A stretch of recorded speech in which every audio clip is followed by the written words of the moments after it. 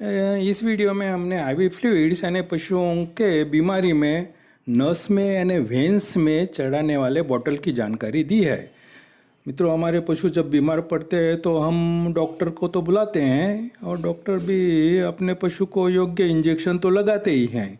साथ में कई कई बार भारी बीमारी में नस के द्वारा फ्लूइड्स यानी बोतल भी उतारने पड़ते हैं। इस बोतलों में खास करके एनएस, डीएनएस, आरएल, डेक्सट्रोज और कैल्शियम के बोतल हैं। तो इन बोतलों को कैसे और किस बीमारी में उपयोग किया जाता है उसकी जानकारी हमने इस वीडियो में बहुत ही अच्छी तरह से दी है, तो वीडियो पूरा देखें। मित्रों, प्रथम हम एनएस बोतल के बारे में सोचेंगे।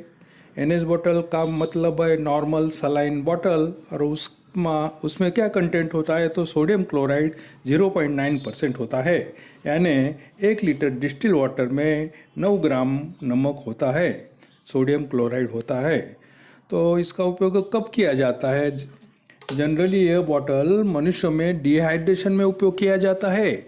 डिहाइड्रेशन यानी शरीर में पानी की मात्रा एकदम कम हो जाना। तो पशुओं में भी इसी तरह का उपयोग होता है। पशु में कोई बड़ी ऊंड हो तो उसे साफ करने के लिए भी उसका उपयोग किया जाता है। बर्न्स वाले चमड़ी जलने पर भी इसका उपयोग किया जाता है। यदि कोई पाउडर वाला इंजेक्शन बनाना हो, जैसा कि डीसी और पेनिसिलिन जैसा, तो उसमें भी डिस्टिल वाटर की जगह इसका उपयोग किया जाता है। मित्रों, अब नंबर 2 पे आता है डीएनएस बोतल।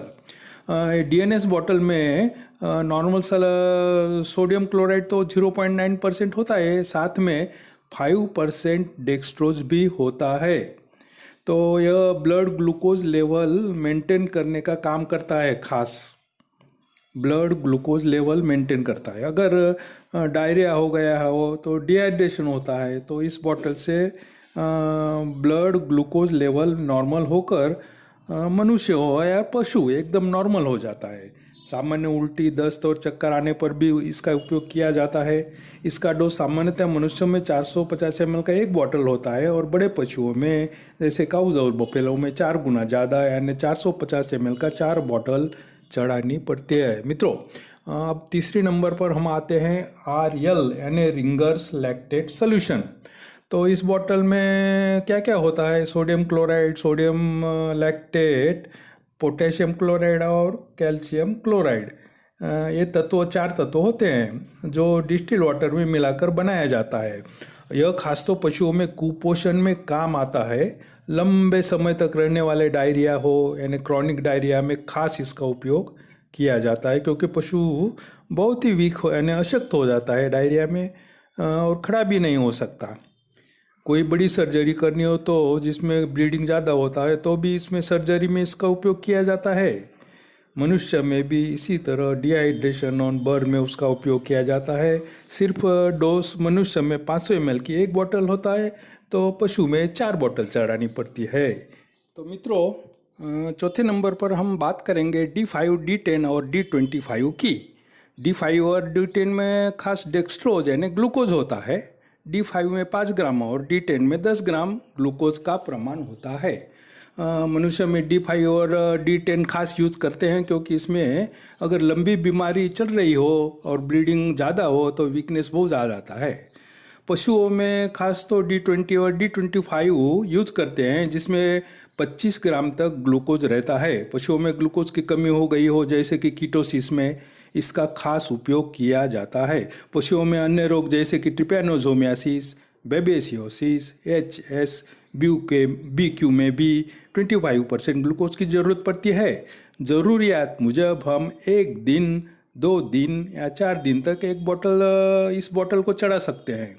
अब मित्रों, नंबर 5 में नंबर पर हम बात करेंगे कैल्शियम बोतल की। फ्रेंड्स, पशु के बयान के तुरंत बाद अगर अपना पशु बीमार हो तो समझ लेना चाहिए कि उसको कैल्शियम की कमी हो गई है और मिल्क फीवर यानी दुग्ध ज्वर हुआ है।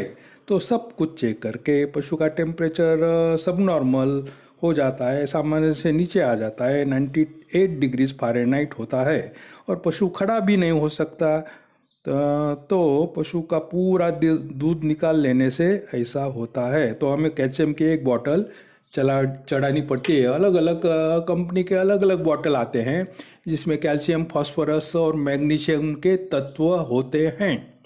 फ्रेंड, जनरली कैल्शियम का बॉटल स्लो आईवी चढ़ाना चाहिए, धीमी गति से चढ़ाना चाहिए, क्योंकि इसमें पशु के रिएक्शन आने की शक्यता ज़्यादा रहती है। पशु को शिवरिंग यानी ध्रुजारी आती है, खांसी भी हो सकती है और पशु को शॉक भी लग सकता है।